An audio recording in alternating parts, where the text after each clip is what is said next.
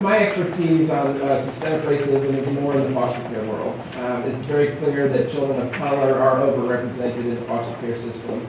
And we think that's for two reasons. One, because they're removed for different reasons, and two, reunification decisions about them going back home are made for different reasons. And so our involvement, we are not involved in the decision of whether kids come into foster care or not. That is a state decision. We are involved in decisions about children being able to return back to family. And we advocate aggressively for children to be able to return home to families based on objective criteria, and sometimes it works and sometimes it doesn't, because that's a court decision. I want to add to that. I think, for a long time, we weren't comfortable calling out racism as clearly as we need to. And I think our organization has really moved into acknowledging that residential racial segregation is probably the most successful public policy of the 20th century. And that's a damning thing to say, but I think we have to acknowledge it and think about it as we unpack where we want to go and where we want to become. I think Richard Rothstein's book, to me, was life-changing. It's one of those things where in the community development world, you think you know all the bad things, right? You think you know, and then you read his book, and it's like boom, boom, boom. You just get slapped around because it's so prevalent in so many places. And if we don't acknowledge it and unpack it, and all of us take responsibility for dismantling the impacts of that racism, we're not going to get where we need to go. So we, I think, are better at calling it out. We're still trying to understand it. I think it's an ongoing process for all of us to get where we need to be to really make progress there.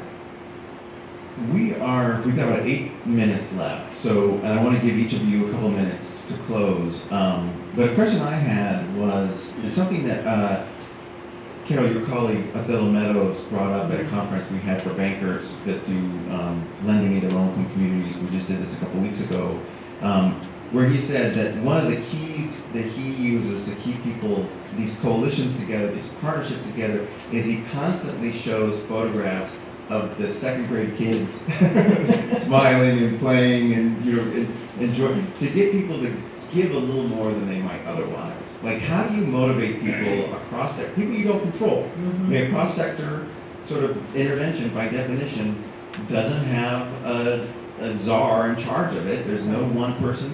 Once in a while, you seem like you get the funding to make it work, but a lot of times it's something other than that. I was really struck, Wayne, by your comment about you talking about this isn't a foster kid program. We're talking about our children. This is how all of us as a community come together to make sure that all the kids thrive. How do you convince other people to kind of give that extra effort, to stay in coalition, to really be focused on the community when you don't have formal power over them? Does that make sense? Yeah. I'll start with one. People are sick of problems that we've been trying to fix and we haven't. So there is a glimmer of hope that there may be some solutions out there. I think people also understand that these are complicated problems, and so it's going to take complicated solutions to address them. And if it's done with a spirit of partnership, and it's done with the spirit of we're all in this together, but it is hard. I mean, I was laughing in the video when the dollar bills are so nicely dropping into the beds. We have gotten very good at being compliant, and they don't drop that easily. There's a lot of red tape they have to go through before it hits that bed. And so I was astounded with how hard it was for us to shift. I mean, we're good at compliance, but when you have to start thinking creatively and have to start thinking about outcomes and have to think about, okay, if we have a problem, I can't just say, well, we were following all the rules. I mean, everybody was trained, and we had enough staff on, and we had enough square feet per building, and everybody's HR files are updated. I mean, you can't fall back on that, so it's hard. And then the other thing that was hard for us, I think we really underestimate how hard it is to start these. I mean, when you're moving from a compliance system to a performance-based contract, there are startup costs. And how long did Amazon go before they made money? And how long did Google go before they made money? I mean, we had to put $900,000 up front into this before we could even take our first child, because we needed to train people differently. We needed to have infrastructure. We needed to have some analytics people. We needed to have stuff that we didn't have. And also, we're in a high stakes game because when you're taking care of kids, you can't make mistakes. You have to be ready. And so we want to be ready when the door opened, but it's expensive and we're still learning about data integrity and there's a lot of things that we're still learning about. So starting these up is hard and, but the way to, I think, keep people engaged is transparency, communication, and a focus on we have an opportunity to do something that we've never been able to do before. One thing I want to add about this work, and as I ran a community quarterback for 7 years in Eastlake, I ran that organization, and every year our data got better and better. But part of the reason our data got better is because we believed it would get better, and that the kids were capable of greatness, and the parents were capable of greatness. And I feel like and when I hear you talk, you're an optimist, right? I mean, you believe we can do this. If we just, we can do this, and that people are capable of great change, and human beings really can do great things. Sometimes in these systems, we lose that, or you have people who are monitoring and regulating those systems who don't have faith in people. And it's about political will, but it's also fundamentally a sense of optimism in kind of how wonderful this species is. It's really it's an optimism thing and a belief in people that I think can help get you through the hard part, because nobody's ever going to say, oh, we can't do this, or kids can't be this smart, or adults can't make these changes. I think we have to be optimists. I was at a meeting last week, and there was those people, the people that believe that we're just trying to squeeze every dollar out of the state we can so I can own a golf course somewhere. So they were talking about ways they needed to regulate conflicts of interest for us, and one of the suggestions was create a barrier between your finance department and your program department so they can't talk to each other. And so you never make a program decision that is, I'm saying, that's funny because we do just the opposite. I mean, we work very closely together to make sure we can leverage the dollars that we have to do the best we can for kids. And it's all about that. It's about, is there a level of trust, is there a level of optimism, or is there pessimism and the no trust? Does anybody here work for HUD? Okay, good, we have a HUD person. So I was the general counsel at the Atlanta Housing Authority for several years, and my struggle with some of the regulations that came out, both the laws and the regulations that we had to comply, were every time somebody else made a mistake in some other part of the country, there was a new regulation or a handbook guide put in place to stop somebody from making that mistake again. Is that a fair way to put it? Yeah, before I worked for HUD, I was a certified financial planner, so I'm used to this sort of stupidity. But I understand, when you're worried about taxpayer dollars and, headlines in the New York Times, but what it did is it systematically drove everybody with a little bit of creativity out of the system. And so you ended up with the people who are running the system are people who are content with being box checkers and bureaucrats as opposed to putting people first. And I'm not suggesting they're bad people, it's just that the systems have driven creativity out of them. It's very exciting to see that creativity being unleashed by these new approaches to funding. I think is a really exciting part of this. We are almost out of time, so I'm going to give you each 90 seconds for closing thoughts. You've got a room full of people who are interested in this idea, who want to embark on it potentially. What's some advice you have to them as they get started? You've already given them great ideas, but any last words? I don't know about advice, but I'll say one thing I've learned is it is a marathon, not a race. I mean, this is not just, it's a great idea. Yeah, let's pay for outcomes. Getting there is hard, and so it takes vision, it takes persistence, and it takes a group of people that believe we can, but are willing to learn along the way and endure some mistakes and look for solutions, not look for blame. But it's a marathon. So we have not done any pay for performance financing yet, but we think we can get there as the market matures and we learn more about kind of what works and what doesn't work, and our data is stronger. Not in terms of the outcomes, but in terms of actually having data in different places where it's hard to get it. So I think we will get there, but one of the things is, you know, when you're talking about people and you're talking about such a vulnerable population that you serve, it's hard to talk about failure. But I think we have to recognize that we're going to fail, and we're going to make mistakes along the way, and we need to acknowledge that. And what was it, Jeff Edmondson used to say, fail forward, fail faster, so we can learn from those failures and keep moving forward, and not let, just because the first time we tried doesn't work, stop us. You know, we can be better than that. We can learn from what we've done and keep trying something else until we get it right. So that's a fantastic panel. I want to just leave you with one last idea about this idea about shifting paradigms. If you have children who it's interesting. So most kids who need special education, once they reach school, need that not because they have some cognitive disability, but because of their experiences not giving them the tools and resources they need to really engage when they arrive at kindergarten. It's as expensive to have one special ed student as it is to have a whole classroom of students. It's expensive to have kids not cared for. The work that Wayne's doing is making sure that more kids are arriving ready to learn because they've been cared for from the get-go. That is a way in which you're saving somebody else's, you're solving someone else's problem, you're saving somebody else some money. Similarly, Carol's work, making sure those kids who are low income, are 40% of low income kids who live under the poverty line are obese, and only 6% of middle income and upper income kids are. When you provide kids the sort of the resources, when they have a future orientation because they expect the world is going to be a good one, they're going to be that they're growing into, they're more likely to make better decisions about their health, and that saves a lot of money for the health system. So just please be thinking, like, whose problem can I be solving? Who can I get in partnership with me? And boy, what a wealth of advice you got from this group. So please, these two, please join me in thanking Wayne and Carol.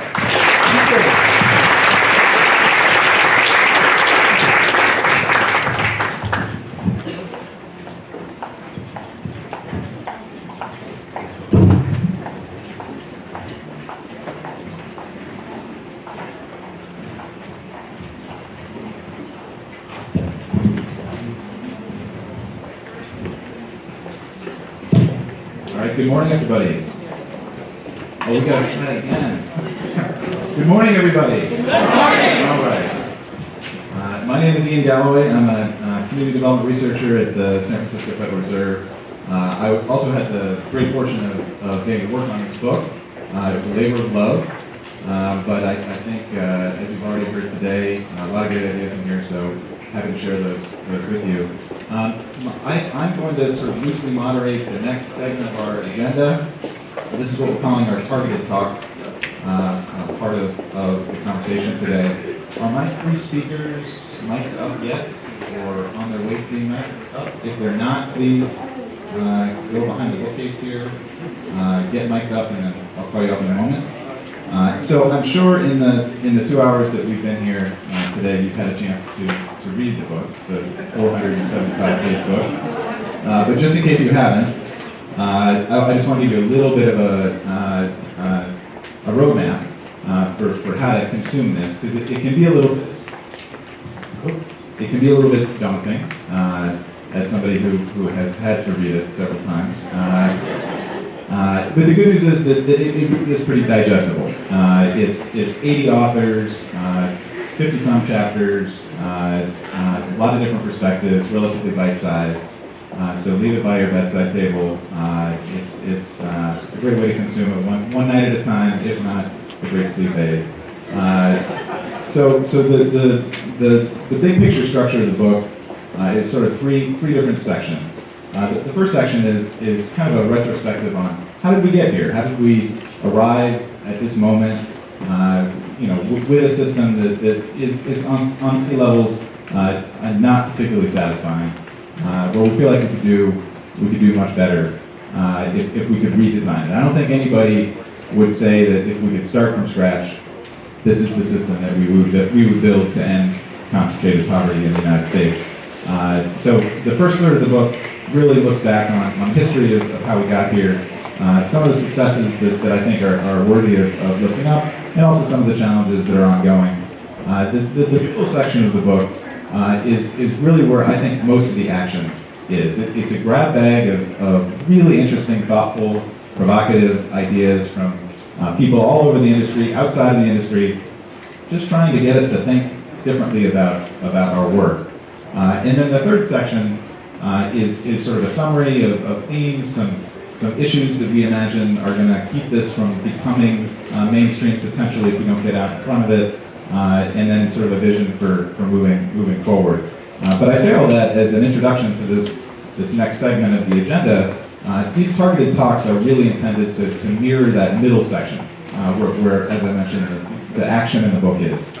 We have three fantastic speakers who are going to just give us a little bit of insight into their work and how they see the world and their great idea that will contribute to this movement towards outcomes, to finally solving some of these intractable problems.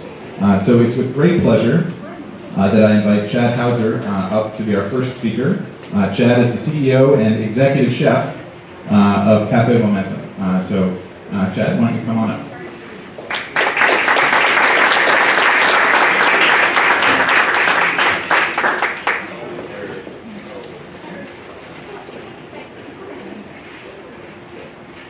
All right. I don't think there are two more contradictory terms than CEO and chef, but I'm just grateful to be here and not have to follow Mike Sorrell. My definition of hell is having to speak after him, which I've done very non-eloquently several times. I am a chef by trade. I've been cooking for 20-ish years now. I went to culinary school at the suggestion of my father after I told him I was going to get a degree in English literature.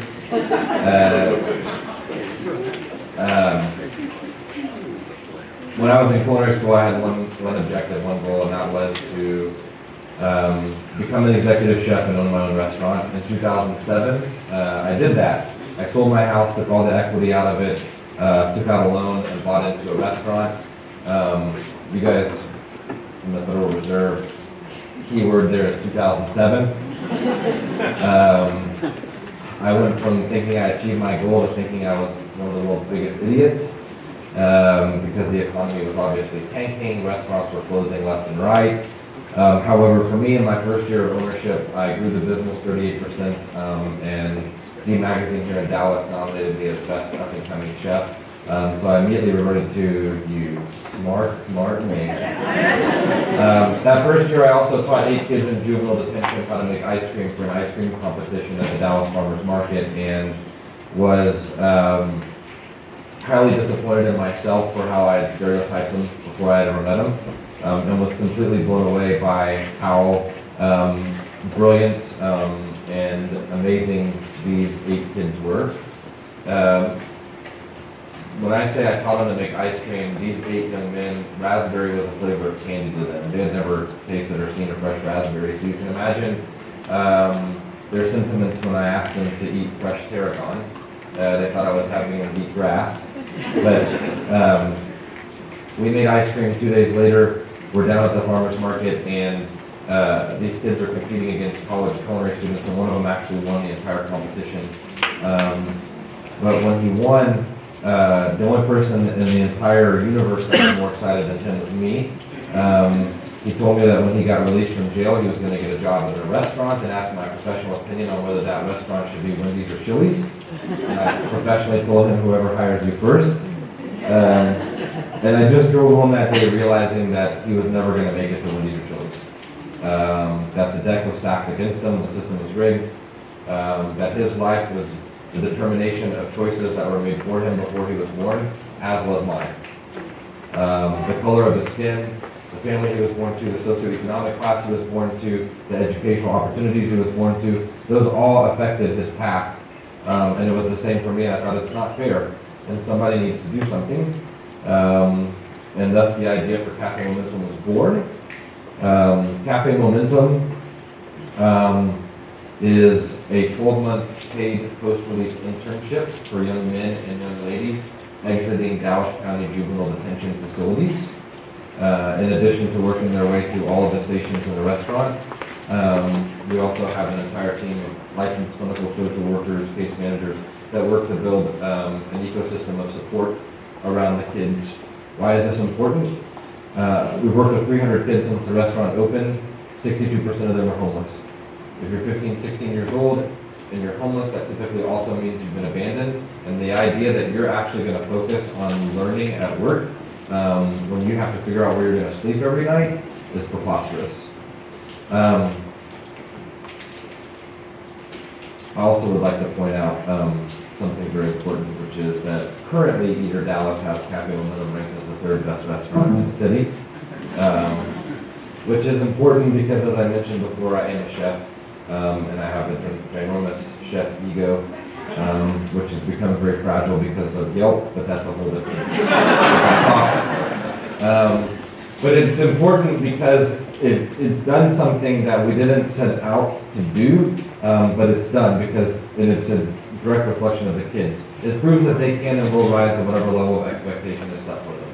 As long as you give them the tools, resources, guidance, love, support, hope, and opportunity to get there.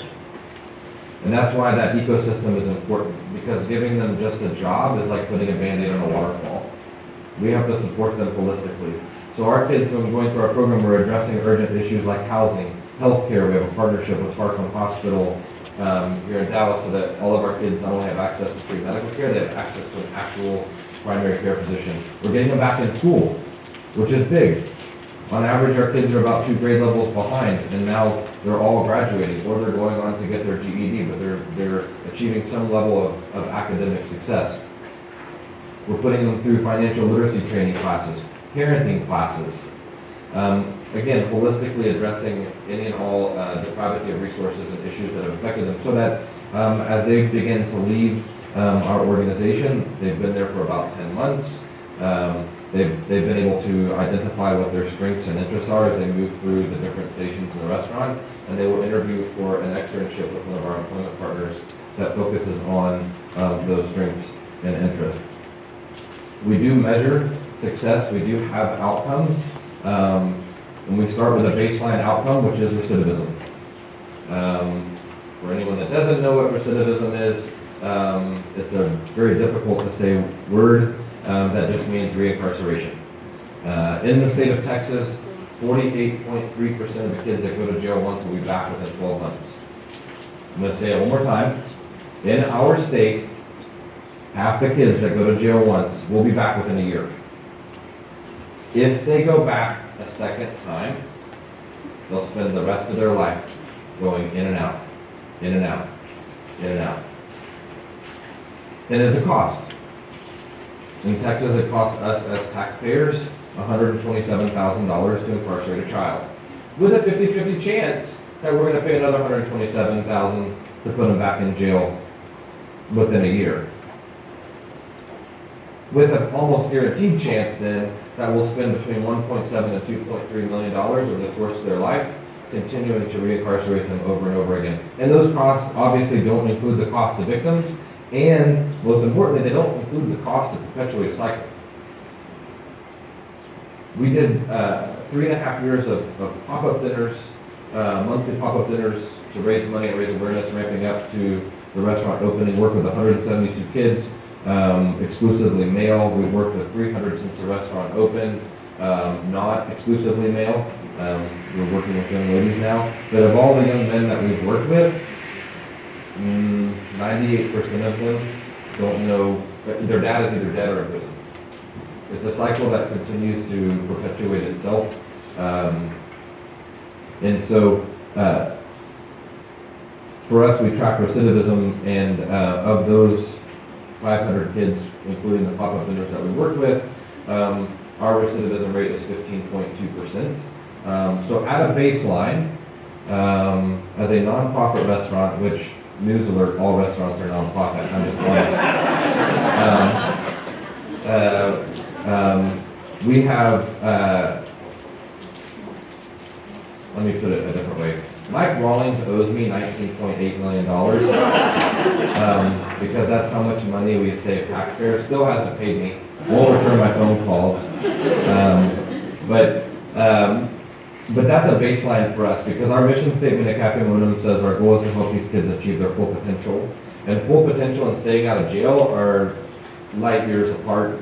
So I want to tell you a story really quick about one of our graduates, and then I swear I'm going to be quiet because I know I have 4 minutes, but I like this subject, so I can talk a while. One of our graduates, actually our very first graduating class, is a young man named Iiwm, and he is the son of Mexican immigrants, which means that they crossed the border illegally, got jobs that illegal immigrants get, got married, started a family, and ended up getting divorced. It meant that he went from living in a household below the poverty line to living in 2 households well below the poverty line. And there's a difference. It meant that he went from living in a bad neighborhood to living in a really bad neighborhood. And there's a difference. It meant that he turned to the streets to accumulate resources, read money, to get the things that he needed to survive. And I'm talking shoes for school, I'm talking school supplies for his little brother, I'm talking food for the 2 of them, because he didn't want to go to his mom and ask her for things that she would complain his dad should provide. He didn't want to go to his dad and ask him for things that he would complain his mom should provide. And it got him in trouble. And he went to jail, he went through our program, as I mentioned, part of our first graduating class. Upon graduating from Cafe Momentum, he was working at the Hilton Anatole Hotel, one of our employment partners. At 17 years old, within 3 months of being employed there, he was promoted from busboy to barback. He's now a waiter, or barback to busboy, and he's now a waiter. And at 17 years old, he was making between $700 and $1,000 a week, which is, by the way, far different than what I was doing at 17 years old, but, you know, $50 a week working at a record store and spending $45 on records and $5 on gas. It's a pretty good career path as well.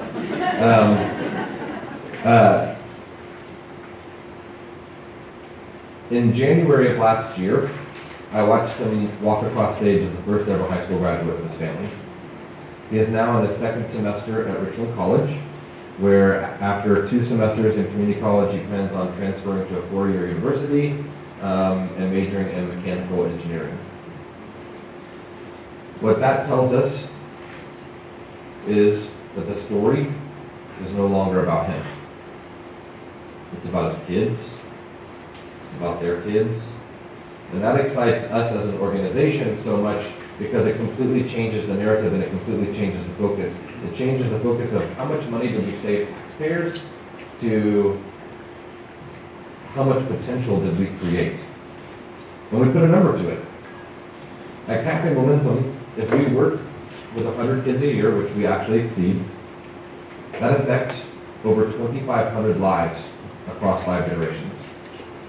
Positively affects over 2,500 lives across 5 generations every single year.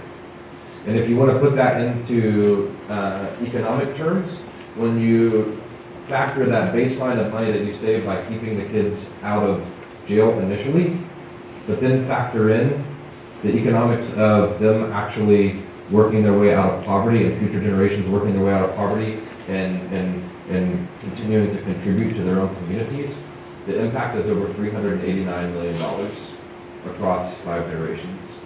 I would also like to point out that that's 389 more Cafe Momentum restaurants, but again, nobody's writing that check. But that's our story. Thank you very much for allowing me the opportunity to speak, and now Mike Terrell has to follow me.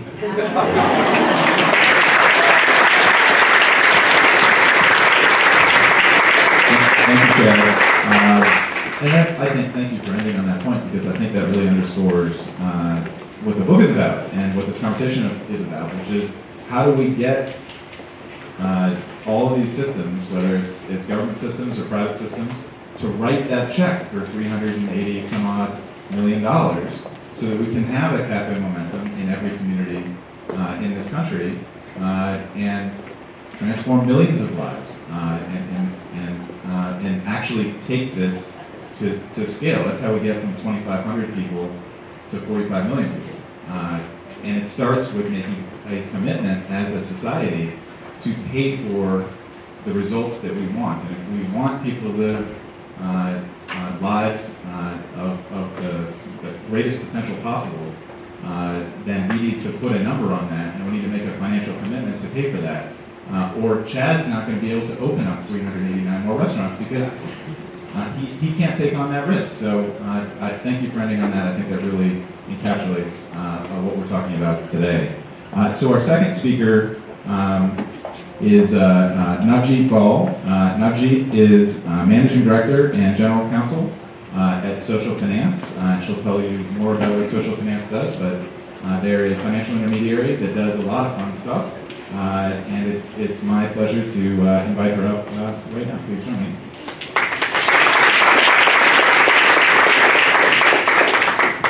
Good morning, everyone. Good morning. So, I understand that it might be hard to follow. I'm going to say it's really hard to follow you, Chad, but I'm going to do the best that I can. It's a pleasure to be here this morning. My name is Navjeet Paul. I'm Managing Director and General Counsel at Social Finance.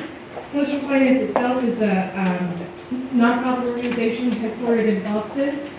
We have a small office here in Austin, Texas, 2 or 3 compatriots there, as well as about half a dozen folks in San Francisco. So we're starting to become building that. We're part of a global network together with Social Finance UK and Social Finance Israel.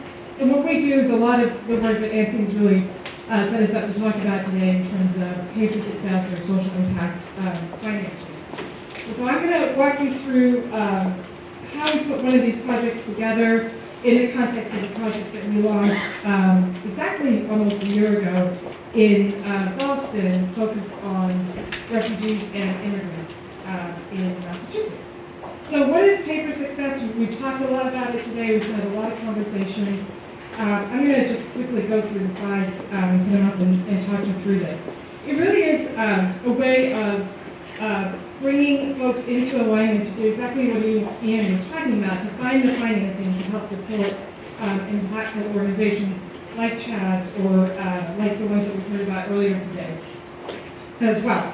So a Pay for Success, as I said, it's an uncommon partnership between, on the one hand, a nonprofit intervention provider. To echo something Carol said, it doesn't necessarily need to be a nonprofit provider, or a for-service provider certainly could also be part of the equation. Payers or often governments, doesn't have to be, could also be a health insurer, and private funders or impact investors. And so we've worked with government to understand what's the problem they're trying to solve, what are the outcomes that they're trying to achieve, how do you price those outcomes, what's the cost-benefit analysis behind that. Chad already started doing that for us today when we talk about recidivism and reducing recidivism, as well as the longer-term community benefits that Chad is pointing to also in terms of improved outcomes for a family, for a community. And so what are the outcomes you're trying to achieve, and what's the outcome price that government's willing to pay? We then turn to the private funders or impact investor markets to raise capital, extension capital, to help that service provider open 389 cafe momentums. But challenge for a lot of, especially nonprofit providers, is that they don't have access to long-term sustainable capital, right? You live on year-to-year government or foundation grants. So this is really a way of getting money to a service provider that allows them to do some planning, to think about where you're going to open up next year. Can you hire ahead of actually delivering services? Wayne was talking earlier today about the $900,000 that he needed in order to get ready to do his performance-based contracting. So where do you get that kind of money? To the extent that the service provider is able to meet those predetermined outcomes, the ones that we've talked about before, government will make payments that go to the investors. That really encapsulates the risk transfer that's involved in one of these structures, which is that the private funders, I have a pointer. Can't figure it out. The private funders or impact investors are the ones that are taking on the risk of whether or not that service provider is going to be able to meet those outcomes. My background is as a finance lawyer. I spent 25 years in Boston as a public finance lawyer. I also spent 4 years in government. I was Commissioner of Revenue for Governor Bob Patrick from 2007 through 2011. So I too was in a very interesting spot. I used to call myself the Commissioner of Real Revenue, but it really made me appreciate, for every taxpayer dollar that comes in, you have to be so thoughtful and careful about how you spend it. And, you know, Ian was mentioning earlier today, and David was talking about, we spend hundreds of billions of dollars, I think David, you used $1 trillion on social services every year, and we don't really know what the outcomes are and whether or not it works. This mechanism really helps create the opportunities for innovative nonprofits to scale up their services and to see, is it going to work? And as I said, those private funders take on that risk. So how does this look in practice? This is a project, as I mentioned, we did in Massachusetts. And to talk a little bit about the process, under Governor Deval Patrick, Massachusetts actually passed legislation back in 2012 authorizing up to $50 million in pay-for-success contracts across a variety of social service areas. And to the extent that the state ends up making those payments, Massachusetts has actually attached their full faith and credit to those payments. That's only exciting to like ex-finance lawyers like me, but it actually means something. And they're the only state or jurisdiction that's done that so far. So the Commonwealth put out a RFP wanting to deal with the issue of adult basic education. We have over 230,000 adult English language learners in the greater Boston area. On average, they earn $24,000 a year less than English-speaking contemporaries with a similar educational background. So they put out an RFP looking for a service provider to engage in a pay-for-success financing. Social finance, which is the place I worked with Jewish Vocational Services, JVS, a social service provider. JVS has been around for about 75 years. They're well established. They serve refugees and immigrants from all backgrounds, helping them both acquire English language skills and also occupational training skills as well. And I'll walk you in a moment through the actual programs that are being served through this project. JVS was really interested in getting funding to expand their services and experiment with a couple of the programs that they thought they could, that would have the impacts that the state was looking for. So we worked with Commonwealth to identify the impact